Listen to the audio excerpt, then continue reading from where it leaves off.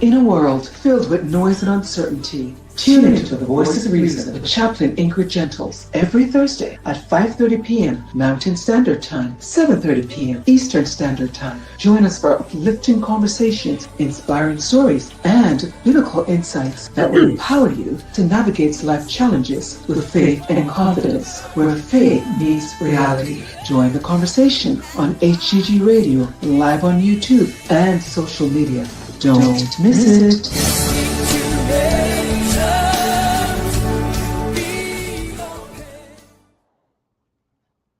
And you are tuned into the Voice of Reason on HGG Radio Station, Higher Ground Gospel Station. I am Chaplain Ingrid Gentles, and I am your host for today. Yes, I am. Before we go into our topic, I just want to take this time to give recognition to a community of believers who were instrumental in the birth of the Voice of Reason by giving me a platform to serve and to help others. I want to thank Pastor Clive Atkins, founder, Benito Grange, relationship life coach, my personal life coach as well, and Roshane Douglas, manager. Thank you so much for this opportunity. Our topic for today, ladies and gentlemen, is pastors on pedestals. Pastors on pedestals. We admire them excessively sometimes, treating them as if they are perfect or superior, or in some serious cases, treating them as if they're God, right? Do you know how difficult it must be for pastors to live up to the congregation's expectations, knowing very well that they won't always be able to meet their expectations? Do you know how difficult that must be? And simply because pastors are human too. Pastors are human too. Yes, they are. There's a big difference between honoring your pastor versus putting him or her on a pedestal. There's a big difference. Honoring your pastor involves showing them deep admiration, respect, and value, recognizing their importance through our actions and words that celebrate their life. There is nothing wrong with honoring your pastor. As a matter of fact, it is biblical that we honor our pastors and leaders. Yes. But today I want to talk about what happens when a congregation puts their pastors on pedestals. I want to talk about the hidden danger, deception, damage, and illusion that follows when a pastor, or anyone for that matter, is placed on a pedestal. You know, the entertainment sector is a great example of what happens to movie stars, singers, actors when they are put on a pedestal and worshipped. If they do not have the right foundation or balance, they will eventually self-destruct. Yes, they will. You know, Whitney Houston, Michael Jackson, Elvis Presley, and there's a long list of others, are individuals that went through that experience of being placed on a pedestal and also being worshipped. And these individuals were idolized, worshipped prior to their untimely death. They all died early in life, could not handle the pressure of being worshipped and idolized. But, you know, that's a side note. I want to focus today on pastors specifically. And what happens when a congregation puts their pastors on a pedestal. the hidden danger, deception, damage, and illusion that follows. Let's talk about the danger. Pastors may become prideful. Yes. Pastors may experience depression because their outlet is limited to God, their spouse, other pastors that they make themselves accountable to. Their circle is very small. And in some cases, they don't even share with their spouse or other leaders that they make themselves accountable to depending on what they are going through. Then we can look at the deception. You know, before we look at the deception, I just want to remind something. When pride comes in the way for a pastor, it weakens them. They feel like they can't show weakness to their congregation. Because sometimes the congregation can be their worst critics. Unfortunately, yes.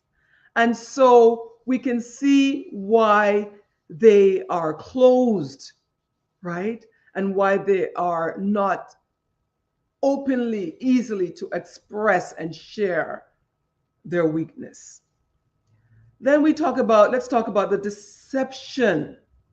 Pastors may feel pressured not to disclose things they are struggling with in fear that it may impact the way the members view or perceive them. Their overall integrity is at stake here. They may feel pressured to conceal a lie, a sinful habit, an addiction, or that they may simply be experiencing fear sometimes. Pressure. We have the freedom to go to our pastors, to our brothers and sisters, to our family, to our friends, and we can unburden in a lot of cases without feeling judged, right? We have that luxury and that freedom to do that. Unfortunately, our leaders and our pastors do not. And we need to be aware of that. Let's talk about the damage that occurs. People can get hurt emotionally and spiritually. People can lose faith in God. Pastors can lose their congregation. Their integrity will be questionable. And then there's the illusion aspect part of this whole conversation, where members may feel confused based on the false or misleading impression of what was real to them. So they're having a reality check, right? And so again, it is so important, ladies and gentlemen, and members who are believers and who are in a church serving, to please remember the danger of putting your pastor on pedestal. So let's cut to the chase of this conversation right now. So what typically happens when congregations put their pastors on pedestals? What typically happens? And how do we see that playing itself out in churches locally or globally? What typically happens in a situation like this? Well, what usually follows after placing someone on a pedestal, in this case, a pastor, what usually typically follows is worship. We start to worship them. That's what typically happens when you place someone on a pedestal. Worship. What follows after that? Pride comes in. What follows after that? A fall. A fall. Proverbs 16:18 says, pride goes before destruction and a haughty spirit before a fall. Yes. Why do you think that is? Why do you think that is?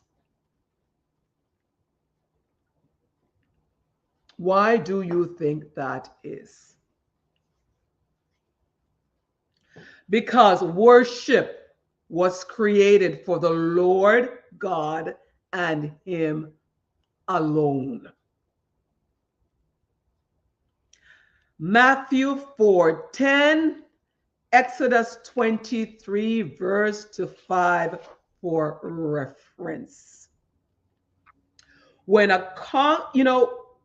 have to realize when a congregation puts a pastor on a pedestal, high up there, the stage is now set for the enemy to come in. When a congregation places a pastor on a pedestal high up there, they've set the stage for the enemy to now come in. Human beings are incapable of bearing such reverence. Incapable. We do not have the capacity for that. That is reserved for the Lord God Almighty. Remember that when we are tempted to place our pastors and our leaders on a pedestal that even they themselves can't reach.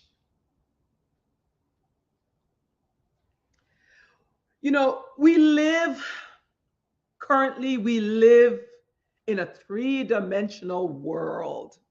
Therefore, we are susceptible to worship the things we see. You are tuned into the Voice of Reason on HGG radio station, Higher Ground Gospel Station. I am Chaplain Ingrid Gentles, and I am your host for today. If you like the topic or the conversation that we're having, feel free to hit the like button, or why not, just subscribe to the HGG radio station. We would love to have you as a part of the HGG radio family. If you love your pastors and leaders, do not set them up for failure by enabling them when we put them higher than we ought to.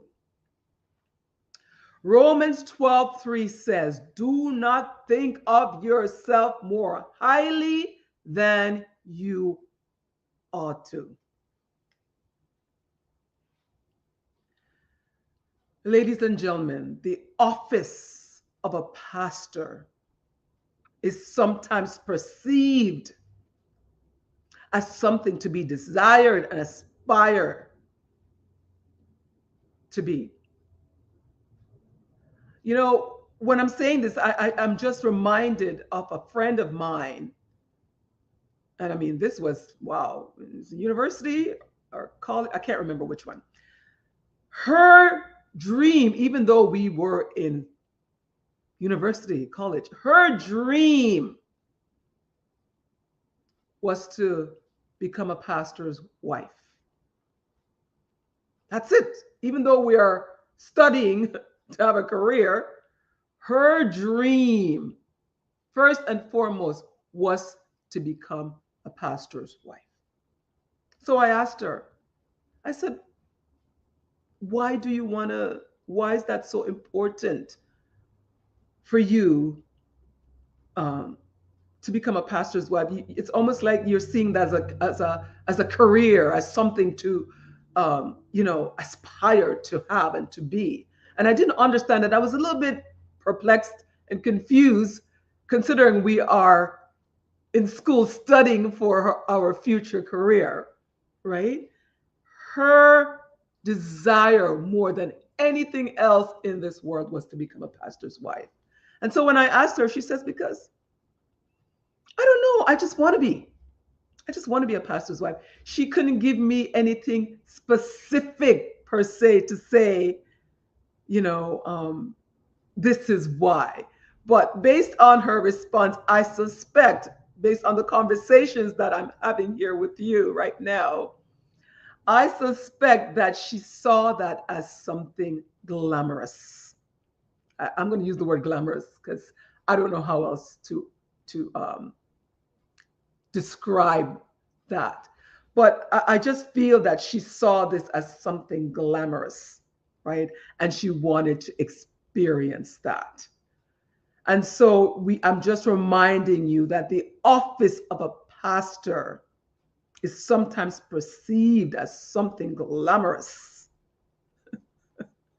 and a lot of individuals want to be in that position.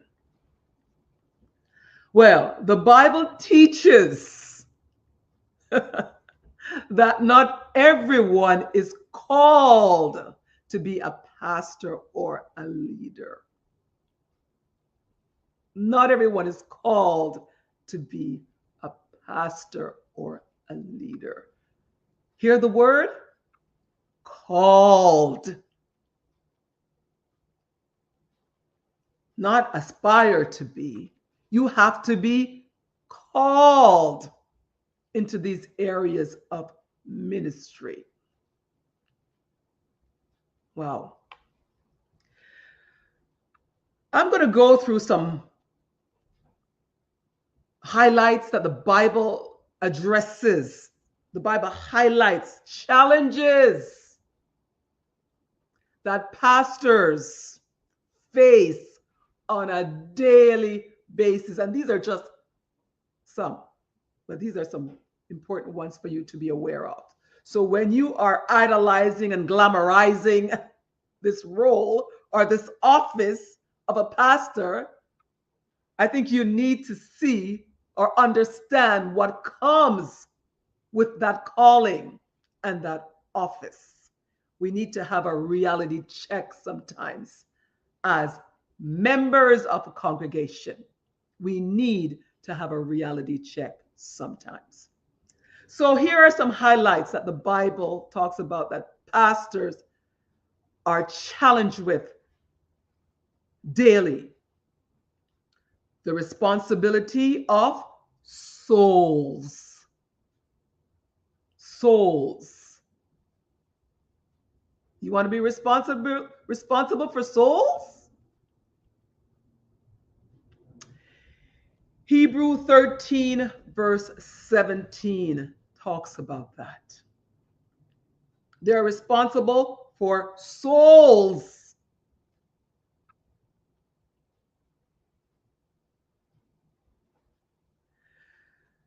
It challenges the need for them to self-discipline, discipline themselves daily. 1 Timothy 3 verse 3 for reference. They have the responsibility of managing conflicts and dissension within the church. Some of us can't even manage conflict and dissension in our home, never mind a church with bodies of believers with all kinds of issues, problems. That can be found in Titus 3, verse 9 to 10 for reference. They have heavy burden of spiritual warfare and opposition constantly. Heavy burden of spiritual warfare and opposition constantly. Do you want that? As believers, we experience that. But can you imagine what pastors and leaders experience? Can you imagine?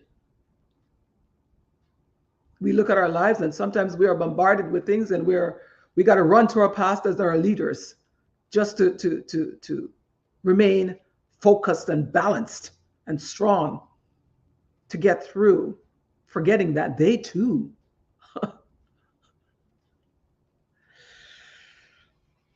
have heavy burdens of spiritual warfare and opposition. Ephesians 6, verse 12 for your reference. And let's not forget the internal struggles against their own fallen nature.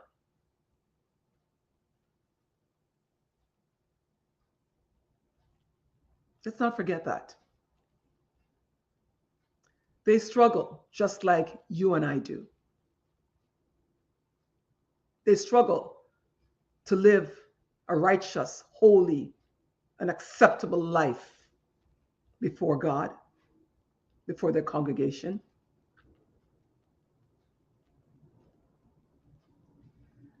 First Peter 5, verse 1 to 3 for your reference.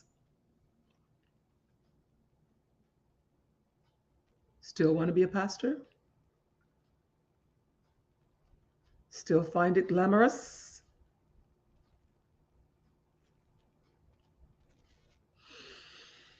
You must be called to this office.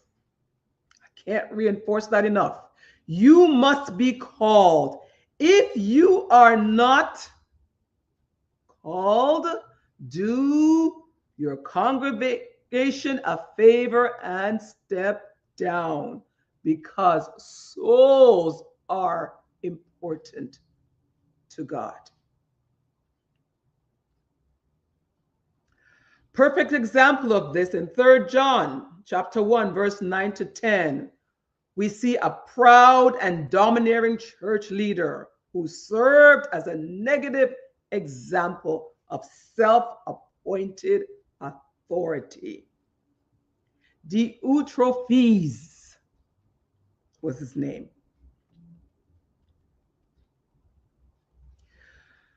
You know,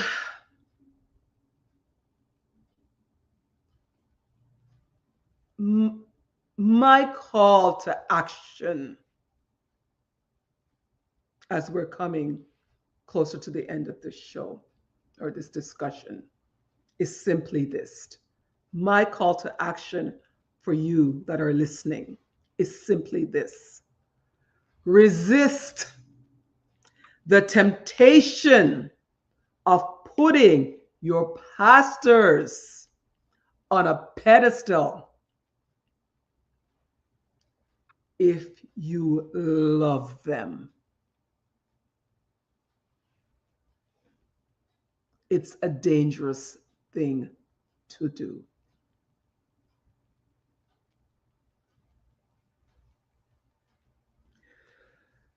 They should be in your prayers daily.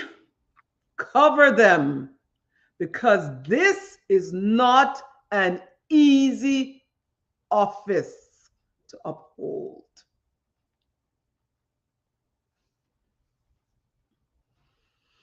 So many pastors today are giving up their role because the pressure is exceedingly great. It's becoming exceedingly great.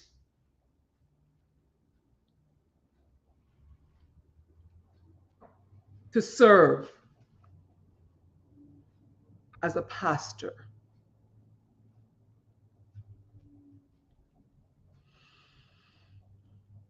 We are living in perilous times, ladies and gentlemen.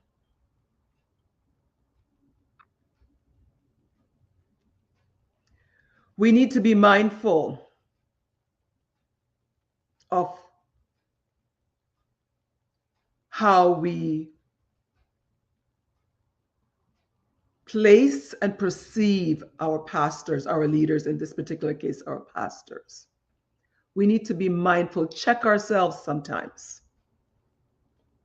Sometimes we get carried away. And in a lot of cases, pastors don't want to be put on a pedestal. We put them there. We, the congregation, the members, we put them there. Right? So when they fail us sometimes, remember who put them there, who put them on a pedestal. It is not easy to live up to that requirement.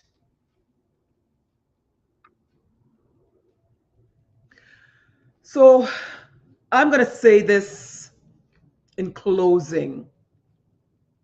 For all of us who are in a church, serve in a church,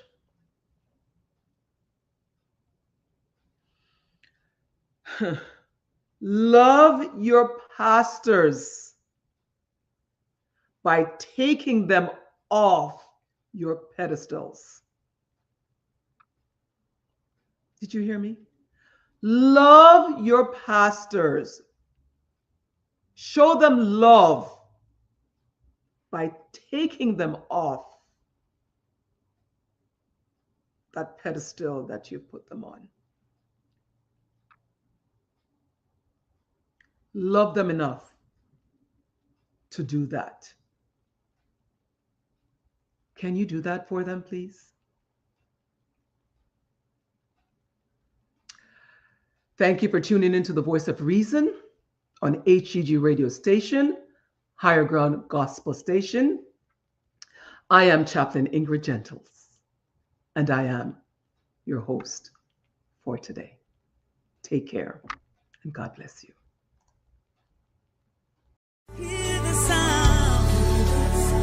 In a world filled with noise and uncertainty, tune into the Voice of Reason with Chaplain Ingrid Gentles every Thursday at 5:30 p.m. Mountain Standard Time, 7:30 p.m. Eastern Standard Time. Join us for uplifting conversations, inspiring stories, and biblical insights that will empower you to navigate life challenges with faith and confidence, where faith meets reality. Join the conversation on HGG Radio, live on YouTube, and social media. Don't miss it.